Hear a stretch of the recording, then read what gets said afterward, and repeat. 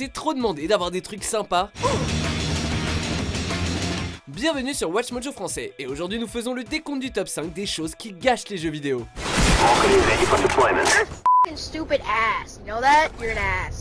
Nous publions de nouvelles vidéos chaque jour, alors abonnez-vous et activez la petite cloche pour votre dose quotidienne de Watch Mojo. Pour cette liste, nous passons en revue les 5 choses qui, d'après nous, ruinent l'industrie du jeu vidéo. Ces problèmes peuvent venir des jeux en eux-mêmes, de la communauté ou de l'industrie en tant que tout. Numéro 5, les jeux inachevés.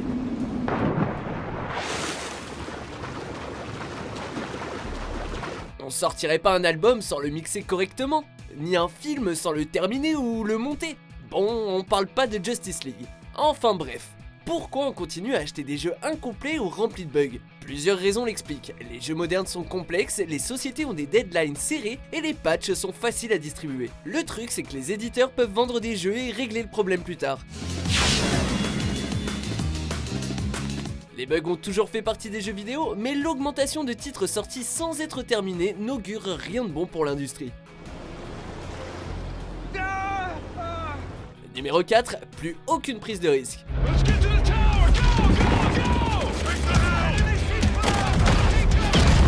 Si vous voulez trouver de l'originalité, tournez-vous vers les jeux indés parce que vous n'en trouverez pas dans les jeux AAA. Il est très rare aujourd'hui de voir des compagnies 5 étoiles prendre des risques artistiques à gros budget et on comprend pourquoi. Il est bien plus simple de créer un énième Call of Duty que de dépenser 80 millions d'euros dans un projet qui risque d'échouer et de faire perdre beaucoup d'argent. Mais quand octobre et novembre ne seront plus remplis que de suites et de reboots chaque année, les joueurs risquent de se mettre en colère. Numéro 3, quand les entreprises s'en mêlent.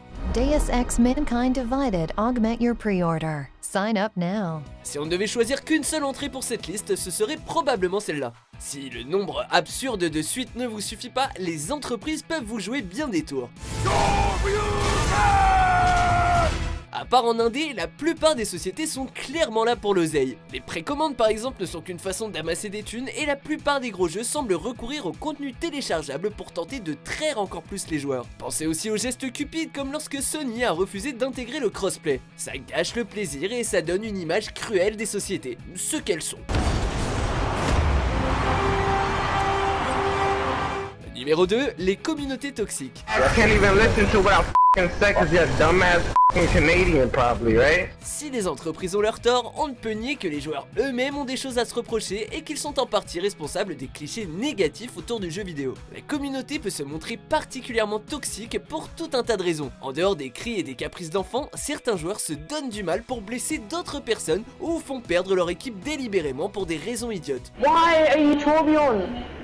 Dude, it's alright. Sans oublier les menaces de mort, le doxing, le sexisme et le swatting. Bien sûr, ce sont des minorités, mais elles font beaucoup de mal à la communauté vidéoludique. Numéro 1, les microtransactions.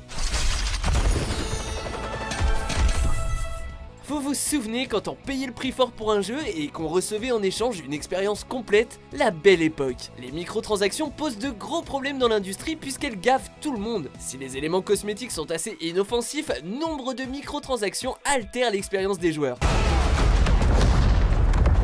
Des titres comme Shadow of War ont été attaqués en 2017 parce qu'ils les utilisaient pour réduire le grind, tandis que d'autres comme Star Wars Battlefront 2 s'en servent pour donner aux joueurs un véritable avantage. Et on craint honnêtement pour l'avenir du jeu vidéo si ce genre de choses continue. Vous êtes d'accord avec notre sélection ? Jetez un coup d'œil à ces autres super vidéos de Watch Mojo français et n'oubliez pas de vous abonner pour être au courant des nouveautés.